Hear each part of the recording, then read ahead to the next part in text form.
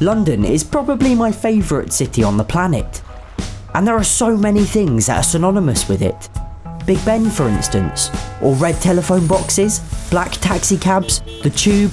I could go on and on. But above all of those things is the red double-decker bus. The trouble is, they're just not what they used to be. And I don't want to sound like an old man or a young hipster, but today's London buses just lack the charm and traditional sort of Londonness of those 50 years ago. The bus I'm talking about is the Routemaster, and it's what everyone knows as the classic double-decker bus. It's got the hop on and off open platform at the back, the curved, almost face-like bonnet, and over the past half century or so has managed to capture the hearts of millions of people from all over the world. And once the last of them fell out of service in 2005, London just wasn't the same.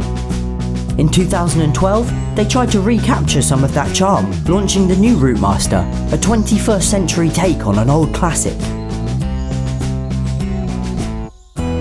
Today they're everywhere, with over 1,000 operating around the city. But to me, they're just a bus. The old Routemaster was London in an object, the London you see on postcards and that you read about in books. It's the London that stirs up the wanderlust of millions of people from all around the globe, that makes them want to go and buy a plane ticket and really experience it for themselves. And although that side to the city might seem lost forever, you can still find it today, if you know the right places to look. This is the last of the Routemasters. Well, there's about 4 or 5 of them actually, but London just couldn't bear to send all of their beloved buses to the scrapyard, and so set up a heritage route to keep a small number still on the road. And this isn't a tourist route or a privately owned bus. These are original Routemasters on a real operating bus route run by Transport for London.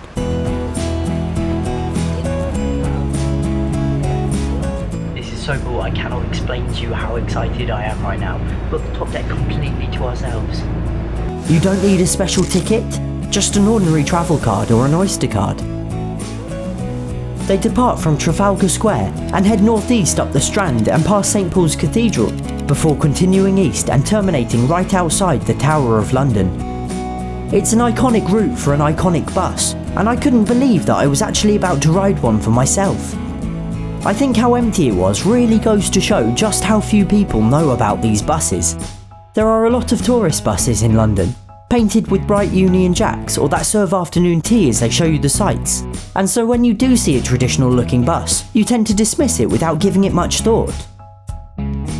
And such is the extent of this automatic dismissal that, having watched back an old video of mine, the Great Gorilla Run, I even ran straight past one and didn't notice. They are London's best kept secret, and they're hiding in plain sight. And as silly as it might sound, it was an absolute thrill to ride.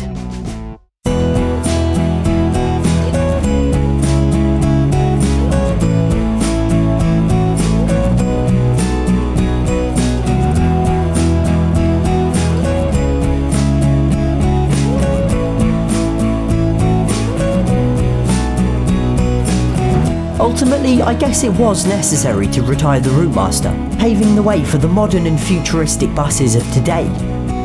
But one of the things that London does so well is maintain this wonderful balance of old and new. You've got buildings that are often thousands of years old, next to towering glass skyscrapers, with cranes and building sites in between. And although the city is constantly evolving, it's these little remnants of history that make London the city it is today.